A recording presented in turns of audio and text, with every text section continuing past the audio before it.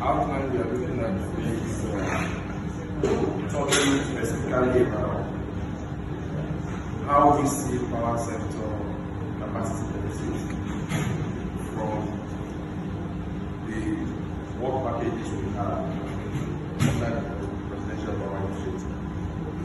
The Presidential Power Initiative came as a result of a discussion between President Muhammad Buhari and the Chancellor back then of Germany, Angela Merkel, on August 2018, where they signed an MOU for Siemens to help develop and including trade. We have a lot of stakeholders. The project is divided in 3 phases here.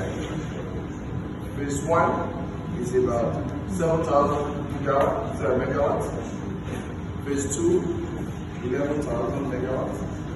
And phase 3, 25,000 megawatts. So the aim is to get 25,000 megawatts. I call it the vision 2525. I know you have heard of so many visions in Nigeria, vision 2020. Fast, I hope that vision 2525 will work. We also have vision 2030, REA, and these are good initiatives. NAPTIN is a key stakeholder, as you can see from there with us. There are other stakeholders, all the agencies in the power sector actually are with us.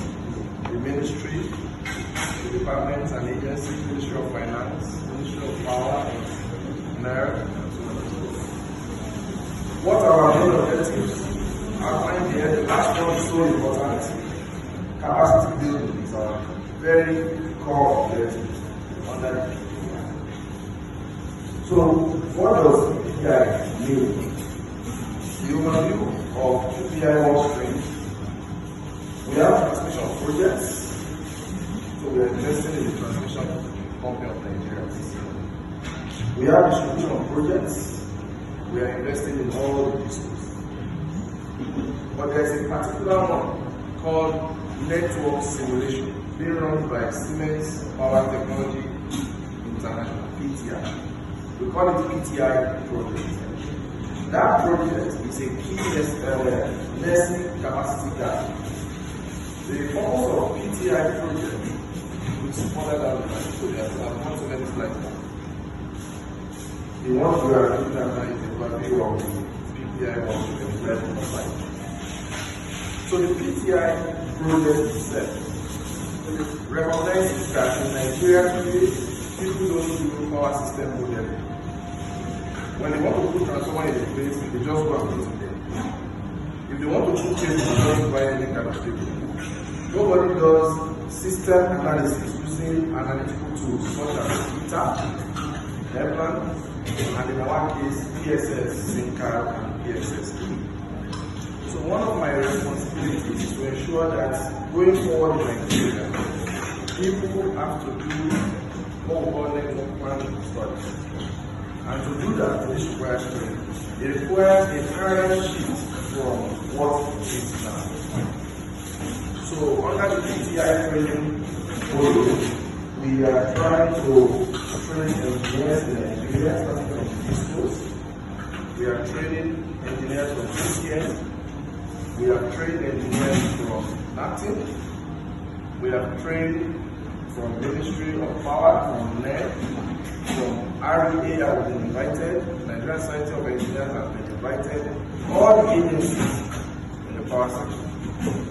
We are starting with the agencies in the power sector. We train them on the basic of power system modeling, as well as the advanced. We have taken all the schools through the basic training, as well as now some of them are doing the advanced training. The reason is we believe that once they learn very well how to build a power system, then they learn.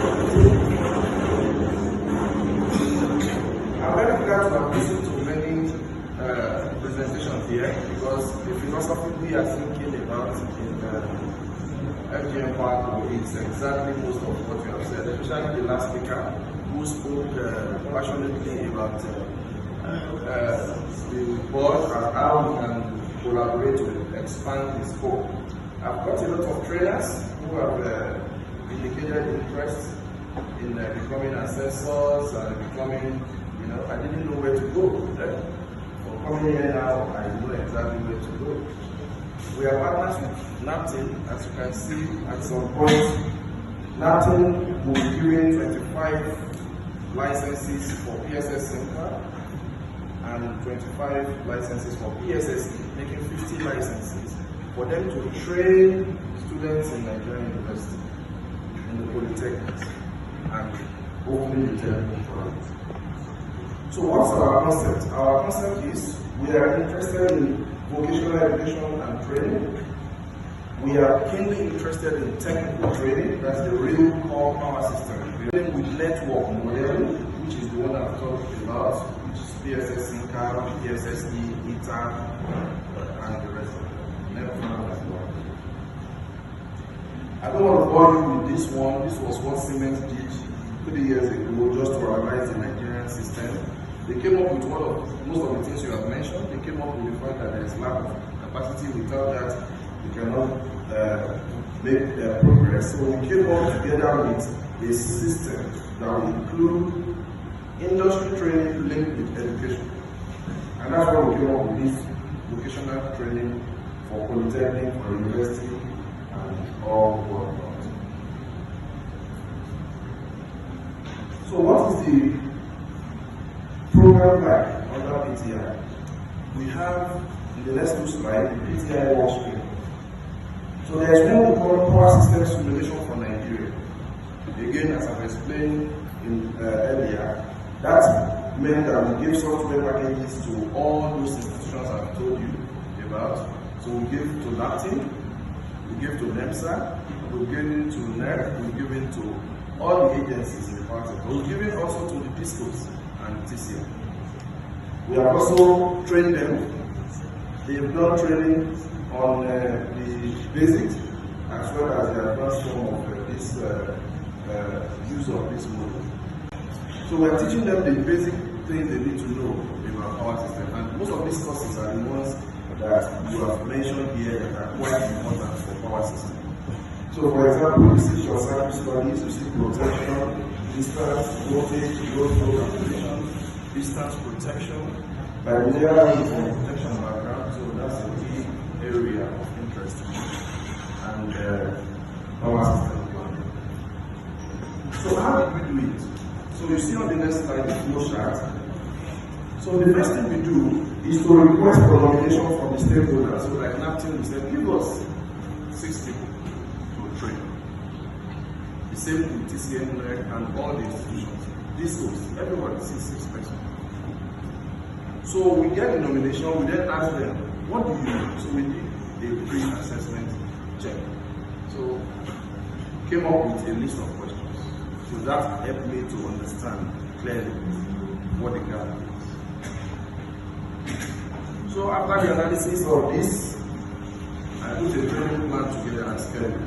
Timetable that will make the person understand the areas of interest. We make sure our exercises are hands-on. We give them homework, we mark the homework, and we give them feedback. And after they are finished, we now ask this person to go back home and be a trainer. So this goes to ensure that we entrench into the power system people who have the knowledge of power system planning. This is just one aspect of capacity gap. But you can replicate this to all the aspects of capacity gap following this model. So from there, the people in Benin, they are helping us now. We will be going to the universities to train the younger ones there. The people in Port Harcourt, the University of Port Harcourt, Kaduna, and Montpellier University. So we want the people, when they leave the university, we want them to enter these schools, knowledgeable about power system planning. You can do this also for protection. You can do this for other things. This is just a model that we think, by coming here, we can recommend it to yourselves to follow. Again, NAPTIN is our partner in this. They have full responsibility to ensure the training, and that's why we are giving them 50 licenses to be able to train students here. We monitor that and follow strictly on that to be sure that the university students are properly trained according to the schedule and according to the content that we will develop, and make sure they remain focused on our system theory and So, for example, in my company, I've got a young lady who came on NYSC 1st of January.